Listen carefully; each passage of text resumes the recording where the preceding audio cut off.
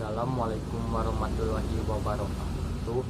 Langkung ti payun hayu urang panjatkeun puji tinarang rasa syukur ka Allah Subhanahu wa taala nu Maha Kuasa kulantaran nikmat sareng hidayahna urang tiasa patepang rarai sareng kumpul di ieu acara.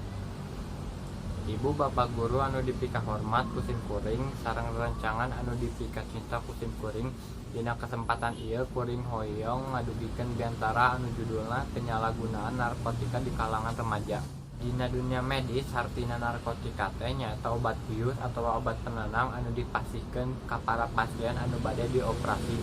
Narkotika ieu teh mangrupa zat adiktif anu ngabahayakeun pisan kanu nyawa urang sadayana lamun dipake teu bener, misalna teu sesuai jeung resep atau anjuran ti dokter. Jaban narkotika teh bisa nyebabkeun kecanduan.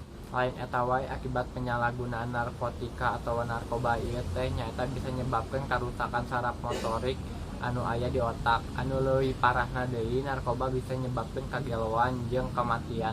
Nyawa urang teh bisa ngalayang mun urang ngonsumsi narkoba sangeunahna.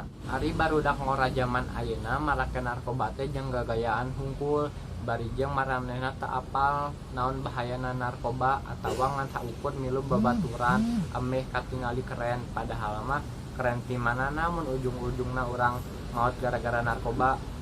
Jaba lamun urang make narkoba sareng ngedarkeunna bakal ditahan ku polisi tuluy di penjara.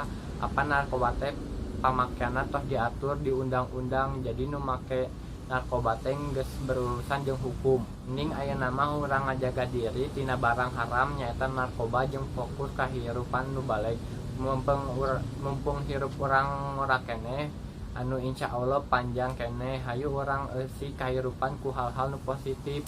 Sakitu wae heula nu tiasa kukuring dugikeun tentang bahayana narkotika atau narkoba. Hampunten pisan bilih aya kelepatan. Wassalamualaikum warahmatullahi wabarakatuh.